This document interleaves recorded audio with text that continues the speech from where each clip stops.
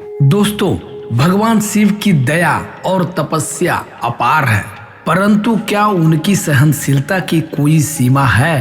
क्या वे हर परीक्षा में स्वयं को अडिग रख सकते हैं? यही प्रश्न एक बार देवर्षि नारद के मन में उठा और उन्होंने ठान लिया कि वे स्वयं भगवान शिव की परीक्षा लेंगे।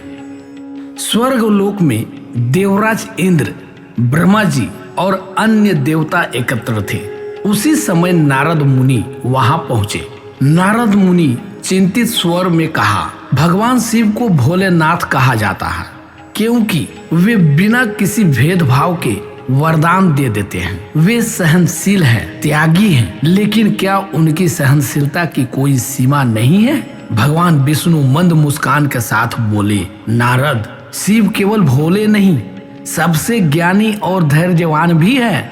यदि तुम्हें उनकी परीक्षा लेनी है तो जाओ और स्वयं देखो। नारद मुनि को चुनौती मिल चुकी थी। वे तुरंत कैलाश की ओर चल पड़े। कैलाश पर्वत पर घना कुहासा फैला हुआ था। शिव जी ध्यान में लीन थे और उनके चारों ओर नंदी गण और अन्य शिवगण उपस्थित थे। अचानक एक दीनहीन वृद्ध भिक्षु वहां आया।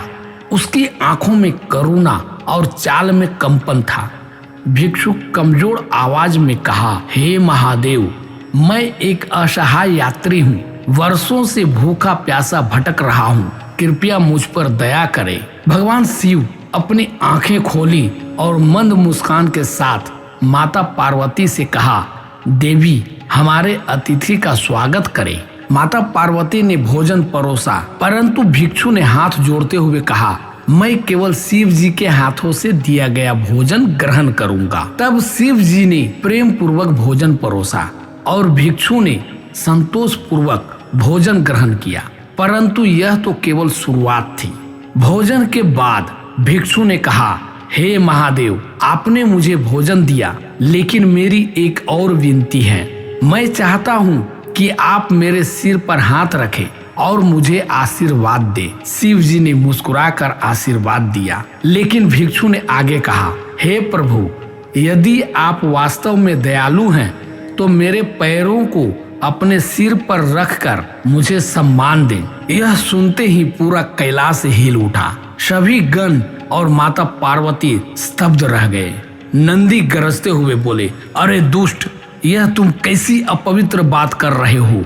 शिव स्वयं आदि योगी है, सृष्टि के अधिपति है, तुम उन्हें अपमानित कर रहे हो। किंतु भगवान शिव शांत रहे। उन्होंने सहजता से कहा, यदि इससे तुम्हें संतोष मिलेगा तो मैं यह भी करूंगा। शिव जी सिर झुकाने लगे।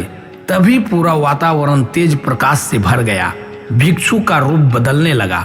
वह कोई और नहीं, स्वयं नारद मुनि थे। नारद मुनि हाथ जोड़कर भगवान शिव के चरणों में गिर पड़े। नारद मुनि के आंखों में पश्चाताप के आंसू थे।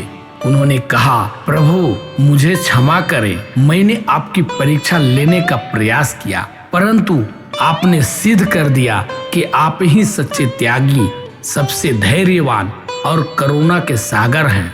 भगवान शिव मुस्कुराए और बोले, नारद, अहंकार और क्रोध से बड़ा कोई शत्रु नहीं होता। सहनशीलता और करुणा ही सबसे बड़ी शक्ति है। नारद ने विनम्रता से प्रणाम किया और स्वर्ग लोक लौट आए। यह अनुभव लेकर कि भगवान शिव की दया और सहनशीलता की कोई सीमा नहीं है। दोस्तों, इस कथा से हमें यह सीखने को मिलती है कि सहनशीलता और करुणा ही वास्तविक शक्ति है। भगवान शिव हमें सिखाते हैं कि सच्ची भक्ति में अहंकार और अपमान की कोई जगह नहीं होती। धन्यवाद।